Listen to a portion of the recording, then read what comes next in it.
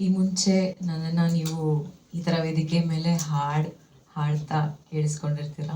But ಇದೇ first time ನನ್ನ ಒಂದು ಹೊಸ ಜರ್ನಿ ಸ್ಟಾರ್ಟ್ ಮಾಡ್ತಾ ಇದ್ದೀನಿ ಆ್ಯಸ್ ಅನ್ ಆ್ಯಕ್ಟ್ರೆಸ್.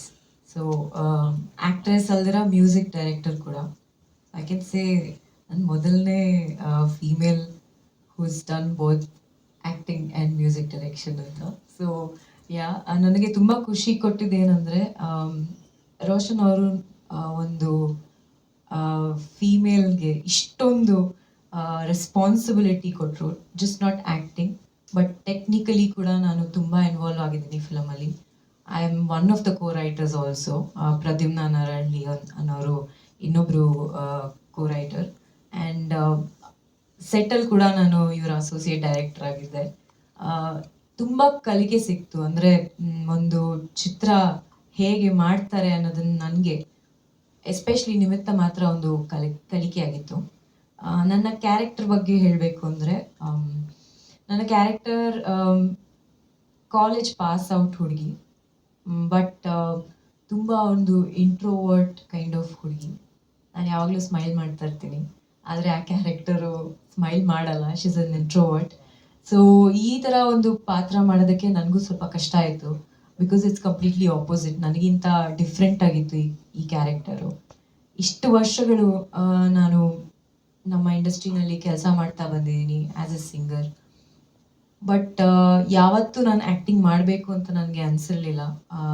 ಸಾಕಷ್ಟು ಅವಕಾಶಗಳು ಸಿಕ್ಕಿತ್ತು, ಬಟ್ ಆದರೆ ನಾನು ನನ್ನ ಮ್ಯೂಸಿಕಲ್ಲಿ ನಾನು ಏನಾದ್ರು ಮಾಡಬೇಕು, ಫಸ್ಟ್ ನಾನು ನನ್ನ ಹೆಸರನ್ನ ಮ್ಯೂಸಿಕಲ್ಲಿ ಗುರ್ತಿಸ್ಕೋಬೇಕು ಅಂತ ಅಂದ್ಕೊಂಡು ಇಷ್ಟು ವರ್ಷ ಆ್ಯಕ್ಟಿಂಗ್ ಆಪರ್ಚುನಿಟೀಸ್ನ ತೊಗೊಂಡಿರಲಿಲ್ಲ. ಈ ಕತೆನ ರೋಷನ್ ಅವ್ರು ನನಗೆ ಬಂದು ಹೇಳಿದಾಗ ಫೋನಲ್ಲಿ ಕತೆ ಹೇಳಿದ್ರು, ಈ ಥರ ಒಂದು ಸ್ಟೋರಿ ಬರ್ತಿದ್ದೀನಿ ಅಂತ. ಸ್ಟೋರಿ ಕೇಳ್ತಾ ಕೇಳ್ತಾ ನನಗೆ ಹೇಗಾಯಿತು ಅಂದರೆ, ಐ ವಾಸ್ ಸ್ಟನ್ಡ್. ನನಗೆ ಏನು ಆಗ್ತಾ ಇದೆ, ಏನು ಹೇಳ್ತಾ ಇದ್ದಾರೆ ಅಂತ ನನಗೆ ಅರ್ಥ ಆಗ್ತಾ ಇರಲಿಲ್ಲ. ಅಷ್ಟೊಂದು ಒಂಥರ ಆ ಲೋಕದಲ್ಲೇ, ಆ ಪ್ರಪಂಚದಲ್ಲೇ ಮುಳುಗೋಗ್ಬಿಟ್ಟಿದ್ದೆ ನಾನು. ಇನ್ಫ್ಯಾಕ್ಟ್ ಏನಾಯಿತು ಅಂದರೆ, ನಾನು I had imagined the character as me. ಅನನ್ಯ ಅನ್ನೋ ಕ್ಯಾರೆಕ್ಟರ್ ನನ್ನ ಹೆಸರು ಚಿತ್ರನಲ್ಲಿ. ಸೊ ನಾನೇ ಅನನ್ಯ ಅಂತ ಅಂದ್ಕೊಂಡ್ಬಿಟ್ಟಿದ್ದೆ. ಆಮೇಲೆ ರೋಷನ್ ಹೇಳಿದ್ರು, ಸೊ ಈ ಕ್ಯಾರೆಕ್ಟರ್ ಅನನ್ಯ ನೀನೇ ಪ್ಲೇ ಮಾಡಬೇಕು ಅಂತ.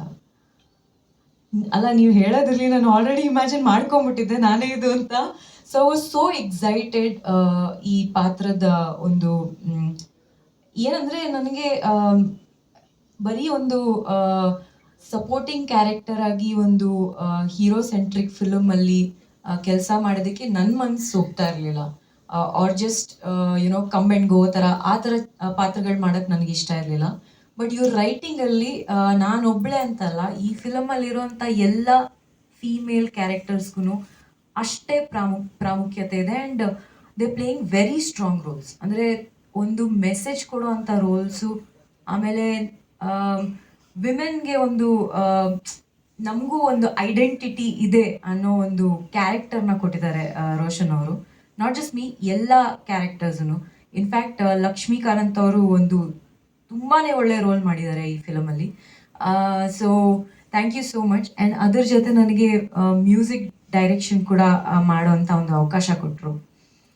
ಸೊ ಈ ಮ್ಯೂಸಿಕ್ ಡೈರೆಕ್ಷನ್ ಜರ್ನಿ ನಾನು ಮಾಡಬೇಕು ಅಂತ ನನಗೆ ತುಂಬ ಆಸೆ ಇತ್ತು ಮುಂಚೆಯಿಂದನೂ. ಈ ಫಿಲಮಿಂದ ನನ್ನ ಮ್ಯೂಸಿಕ್ ಡೈರೆಕ್ಷನ್ ಕರಿಯರ್ ಸ್ಟಾರ್ಟ್ ಆಗ್ತಾ ಇದೆ. ನಿಮ್ಮೆಲ್ಲರಿಗೂ ಇದು ಇಷ್ಟ ಆಗ್ಬೋದು ಅಂತ ಅಂದ್ಕೊಂಡಿದ್ದೀನಿ. 4 ಹಾಡುಗಳಿದೆ. ಒಂದು ಹಾಡಿನ ರೂಪದಲ್ಲಿದೆ, ಇನ್ನು ಮಿಕ್ಕಿದ್ದೆಲ್ಲ ಬ್ಯಾಕ್ಗ್ರೌಂಡ್ ಮ್ಯೂಸಿಕ್ ಮಾಡಿದ್ದೀವಿ. ನನ್ನ ಸಿಂಗರ್ಸ್ ಬಗ್ಗೆ ಹೇಳಬೇಕು ಅಂದರೆ, ನಾನು ಹಾಡಿದ್ದೀನಿ. ಆಮೇಲೆ ಈ ಚಿತ್ರದಲ್ಲಿ ನಿಖಿಲ್ ಪಾರ್ಥಸಾರಥಿ ಅವರು ಹಾಡಿದ್ದಾರೆ. ಆಮೇಲೆ ನನ್ನ ಫ್ರೆಂಡ್ ವಾಸುಕಿ ವೈಭವ್ ಅವ್ರು ಹಾಡಿದ್ದಾರೆ.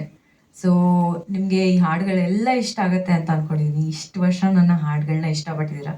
ನನ್ನ ಈ ಸಿನಿಮಾದ ಹಾಡನ್ನು ಕೂಡ ನೀವು ಇಷ್ಟಪಡಬೇಕು. And I give the mic to Aravind sir. ನನಗೆ ಇವ್ರ ಕ್ಯಾರೆಕ್ಟರ್ ತುಂಬಾ ಇಷ್ಟ. ಅಂದರೆ ನೀವು ಈ ಕ್ಯಾರೆಕ್ಟರ್ನ ನೋಡಿದಾಗ ಹೇಳ್ತೀರಾ, ಏಯ್ ಅಜ್ಜಾಸ್ ಥರ ಇರಬೇಕು ಅಂತ. ಸೊ ನಮ್ಮ ಅಜ್ಜಾಸ್ ಅವ್ರಿಗೆ ಕೊಡ್ತೀನಿ.